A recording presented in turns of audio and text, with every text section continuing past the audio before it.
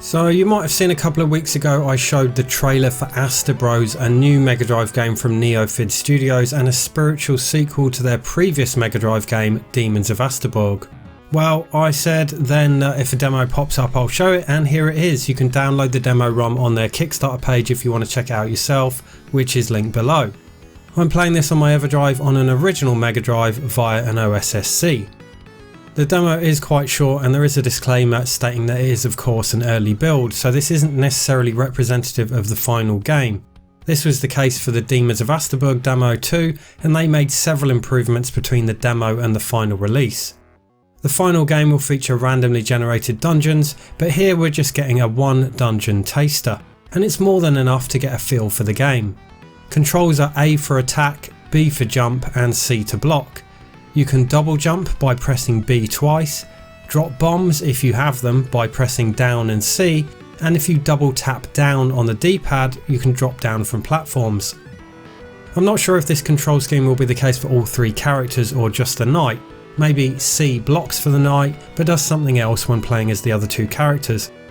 The demo only features the knight, so we'll have to wait and see how the mage and the archer play. The game is to heavily focus on co-op gameplay, which again we'll have to wait for as obviously this demo doesn't show it. You start off unarmed, then collect a sword. You can collect treasure from chests dotted about, which presumably you'll spend on upgrades and better gear. The demo actually starts in a village where you can talk to several characters, and one says he doesn't have anything for sale right now, indicating that he's probably a shop. You also find other things in chests like what seem like weapon upgrades.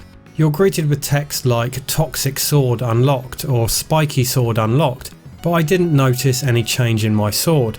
Something must have happened as the sword icon in the top left changed.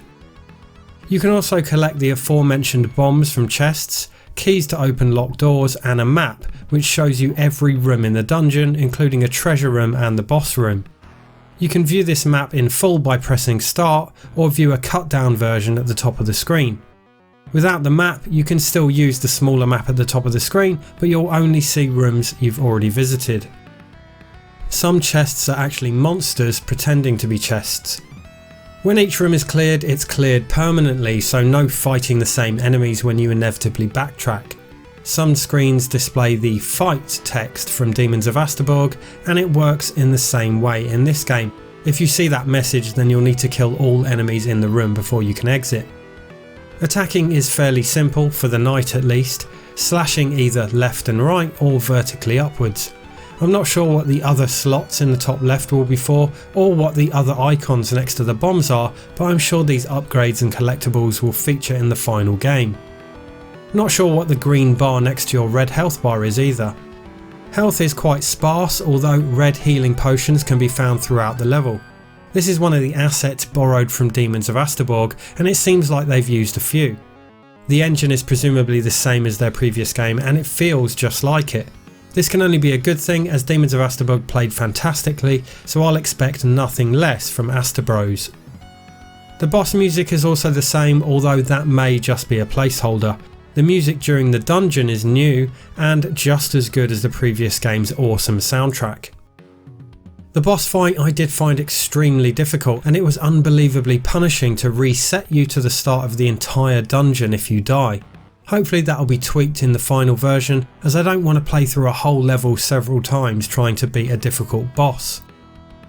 Despite a few similarities, the enemies are all new and it doesn't feel like you're playing the same game at all. It's very different, and that's only the demo without any of the promised roguelike features or the co-op gameplay implemented, so no doubt Astebros will feel like a fresh game. Visually it's just brilliant, and again they've absolutely nailed the look. You'd be hard pressed to find a better looking indie game on the Mega Drive, and it's better than a lot of the official ones. The animations and character design are excellent, and the action is super smooth. Astebros is definitely shaping up to be another must-have Mega Drive game from Neofid. You can check out the Kickstarter in the link below, and for now, watch this space.